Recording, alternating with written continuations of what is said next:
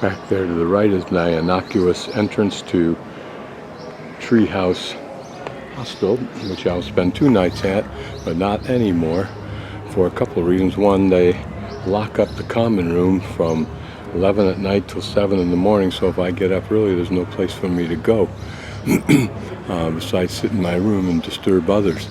Also, our room, which is on the 4th floor up there, sits literally about 16 feet away from that canvas-covered bar, which has giant speakers that they ram up starting at about 9 o'clock and go, I don't know until how far they go.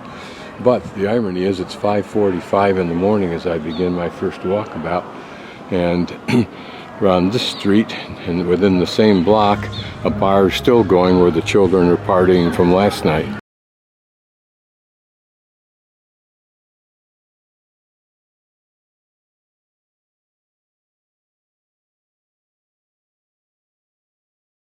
We all have maps that's relatively nearby to us. It's very good. So first of all,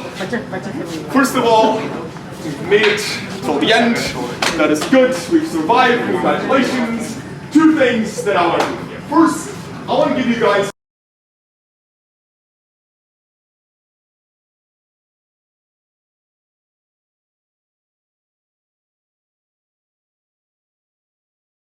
I do remember when I used to do it, and it's no more stupid now than it was then. A rite of passage, I suppose. They're out in public drinking, which they wouldn't do at home probably, or couldn't do at home. It reflects the exuberance of being free of their parents and their university and even their community. Down beyond that flag, still within a quarter of a block of my little hostel, is a bar that's still going at 5:45 in the morning when I begin my first walkabout in Riga, Latvia. I think that's St. Peter's Church.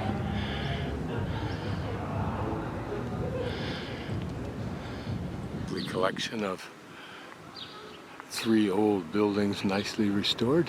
Hopefully that reflects how they might have been. I'm just randomly walking the streets.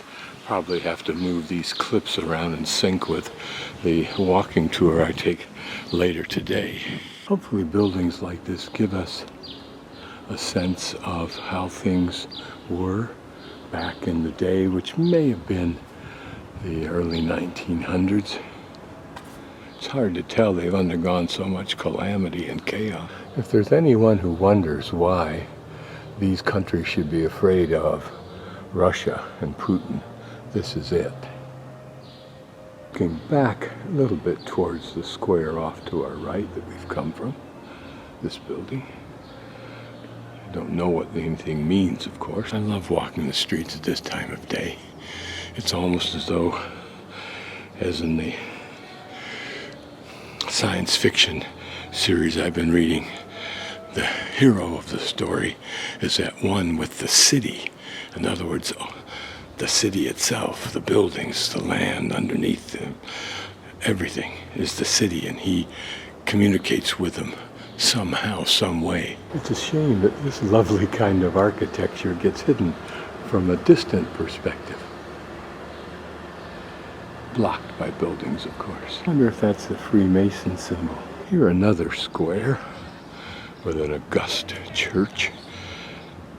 I have to look and see what that one is. And then we pan down this street, again looking away from the square we started at. Deeper into the square, an interesting red building. Don't know if it's just painted that way or if it's something in the material. Some church behind it we'll learn more of. Notice a similar spire of another church. I guess one can appreciate the tremendous adherence to religion in countries that have been ravaged by their neighbors century after century. Fortunate for this great church that it could hold off the encroachment on its lands somehow, at least to this extent. Well, the graffiti, apparently these large Baltic cities like to embellish themselves with. This an early attempt at flying.